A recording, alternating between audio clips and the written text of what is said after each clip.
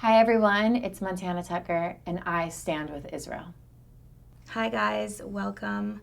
I'm here with Montana Tucker. Montana, thank you so much for joining us today.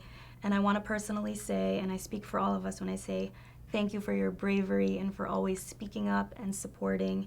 And I want to start off by asking you a little bit about yourself and what you do. Thank you so much for having me. First and foremost, I am a proud Jew. I am also a singer, dancer, actress, and social media creator and activist. I built my following on my dance videos, my singing videos. I have collaborated with some really incredible people. Last year, I went back to Poland and filmed a docuseries called How to Never Forget.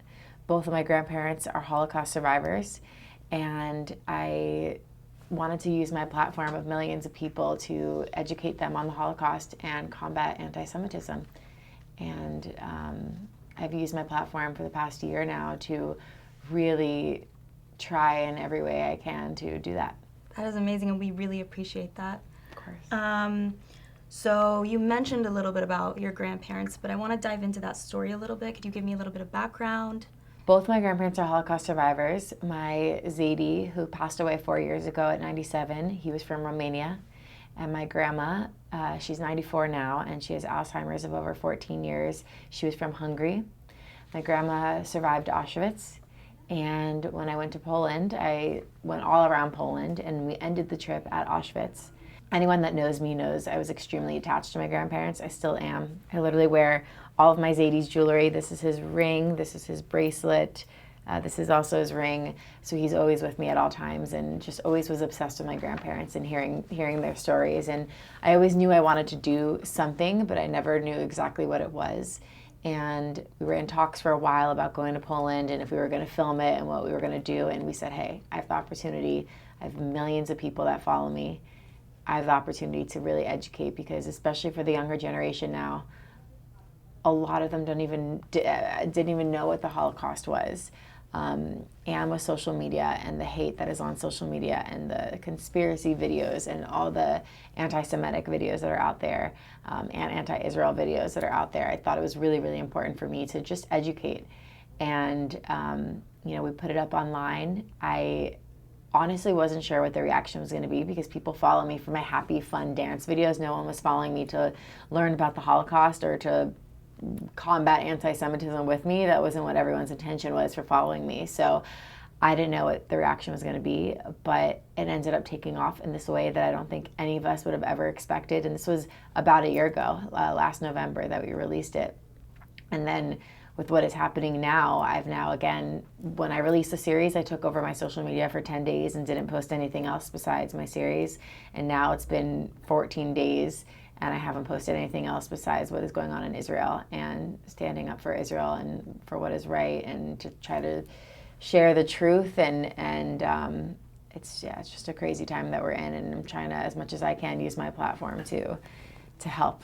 Being so close with my grandparents, they have always instilled in me how important the state of Israel is for the Jewish people around the world, and how if Israel was around during the Holocaust, during the time of the Holocaust, that the Holocaust would have never happened. So for me, the state of Israel has been extremely important, just always hearing it my whole life. It's the most beautiful place. Has something that I wish people could know more of, is that there are so many different types of people that live together in Israel. I feel like people have this misconception of what it is, and it's just such a beautiful place with people of all walks of life and all ethnicities and all races that live together. And so what is going on in the media is so sad to me, because it's just so not true. It's so not true, and I wish people could see the real Israel. What was your motive when posting this series online? What was the outcome that you anticipated, that you wanted? When I did the series, I just wanted to educate, honestly, because I really, Holocaust education in the United States isn't even forced to be taught in all the schools in all the states around the country. So a lot of kids just don't know. And then they have social media, and they have their favorite athletes or their favorite actors or their favorite rappers who are spewing out anti-Semitic comments all the time. These kids are sponges and they just don't know better. And so they hear those types of people saying that, so like, oh, this must be true. And so people, you know, I grew my fan base, and I just wanted to just educate. I wasn't trying to attack the other side. I wasn't trying to attack anyone. Even when I talked about the Holocaust, I wasn't sitting there attacking the Nazis. I was really just educating them of what was happening. I even did a whole episode of The Righteous Among the Nations, of people who were not Jewish, who stood up for the Jewish people, to show people now, like, even if this has nothing to do with you, it doesn't mean you should stay silent and not say anything and not do anything. So it really made a big impact, and especially for the younger generation, it did more than I think I could have ever imagined, and that's why that was now almost a year ago, and the fact that now we're here with this is now a way bigger situation and a way more serious situation. I knew I had to do the same thing of taking over my social media and using it, and it's insane how much hate there is in the world. It's insane how much hate there is in the world. I was just saying this earlier. Within the 2 weeks of me posting this, I just checked now, 50,000 followers. Wow. That is an insane number. And it's not even for me that I care about I'm losing followers. It's just the fact that 50,000 people unfollowed me because I'm supporting Israel and supporting not killing babies and raping women, that people feel they need to unfollow me because of that. It's just insane. And the death threats that I've been getting, and the terrible, terrible, terrible messages that people have so much hate inside of them. And people keep saying that this is nothing to do with the Jewish people. It's only people that don't like Israel. No, actually, if you don't like Israel, you don't like Jews. I'm sorry. It's all one. And it's really, really, really, really sad what our world has come to. And I hope that from all of this, major, major, major, major changes are made, and I think there will be, and I think there will be a light from all of this. I know we're in the darkest time ever, and we can't see that, but I really think major changes are going to come from this in a hopefully positive way. As you know, on October 17th, 2023, a misfired rocket from the Islamic Jihad landed in a hospital. And right away, everybody was so quick to blame Israel within minutes. I want to know, as a human, as a creator, as a woman, as anyone really, how did you feel in that moment? As a Jew, how did you feel in that moment watching the media tear down your country over misinformation? I think that it's so crazy nowadays with social media, with the news, with how quickly it is to share something online and just get millions of people to see it like within minutes. It's a powerful thing, and it could be used to be an amazing thing to be able to share things like this, but also the fact that misinformation and powerful news outlets that are like these well-known news outlets that people around the world trust and go to for their news, like, you know, if this news outlet is reporting something, it is accurate.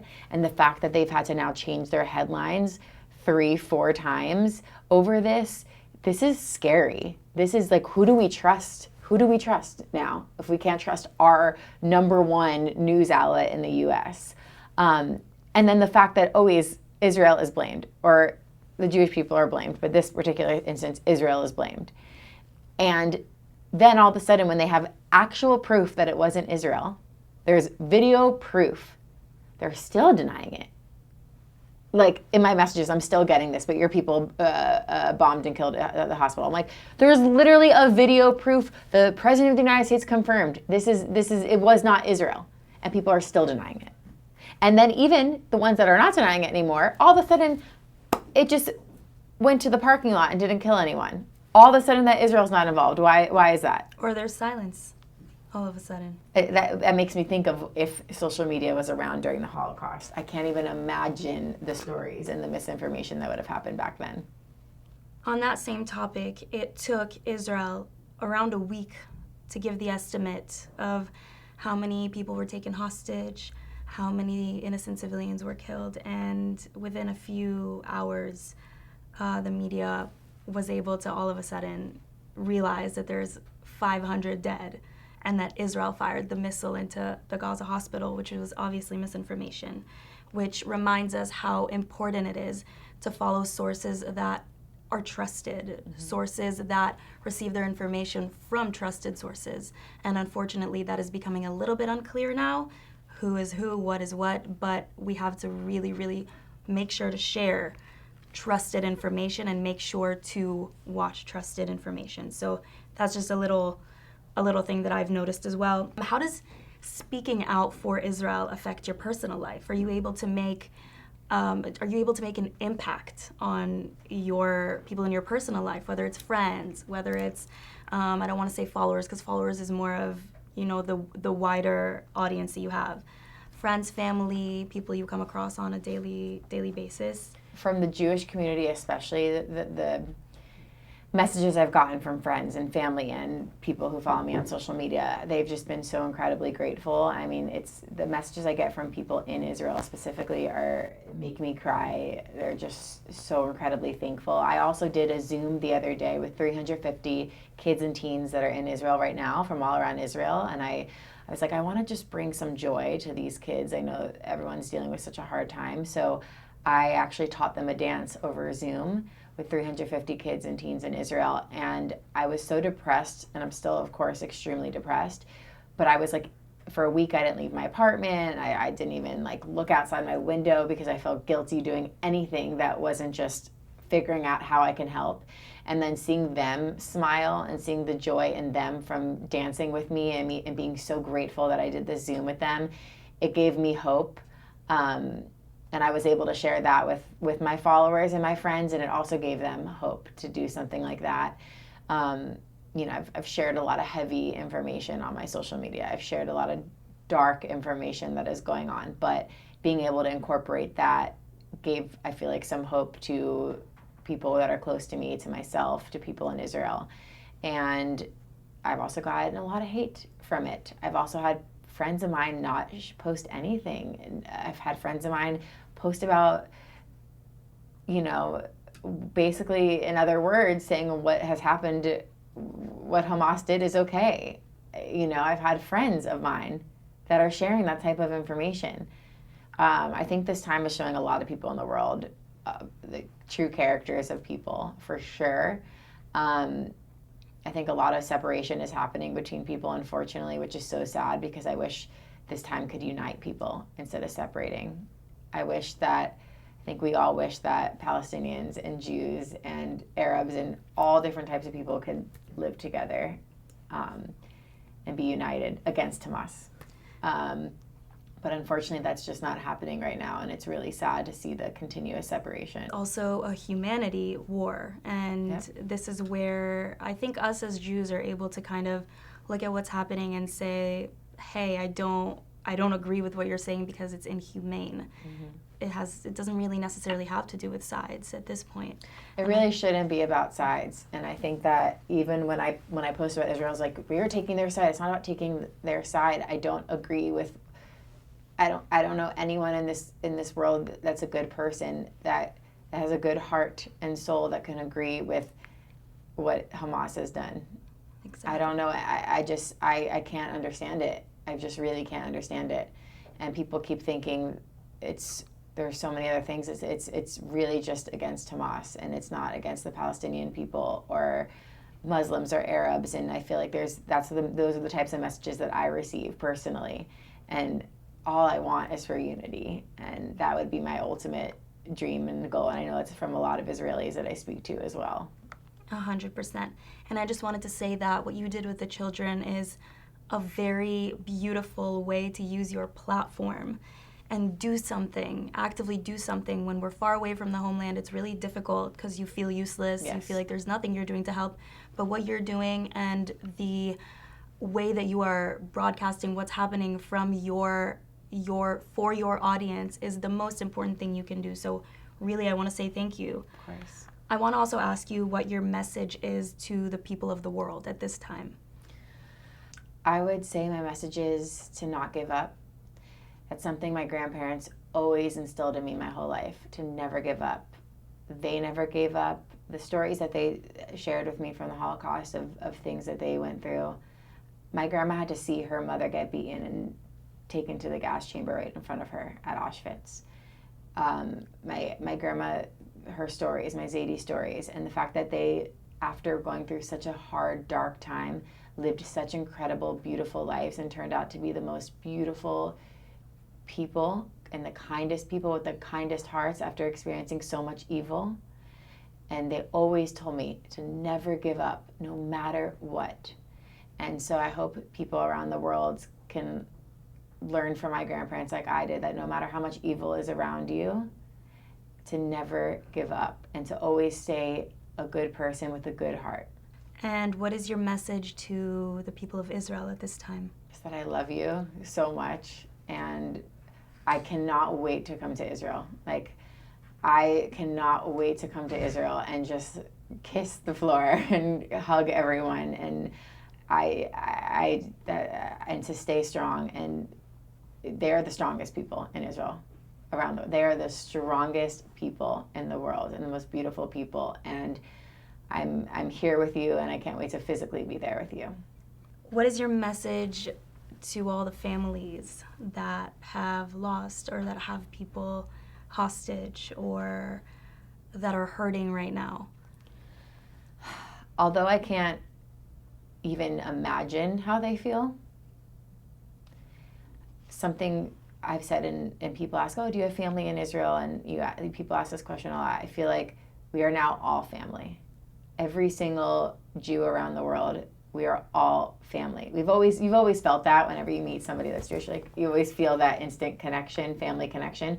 But especially now, we are all family, and we are all in this together. So, although we cannot imagine how you're directly feeling about this, we are all mourning with you. We are all staying strong for you, and we're all in this together.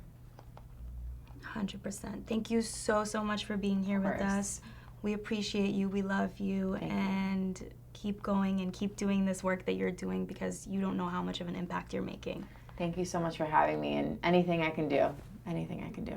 Thank you. Thank you. Hi everyone, it's Montana Tucker. With all the misinformation that is spreading online, it is so important that you follow Israel in LA for all your daily updates.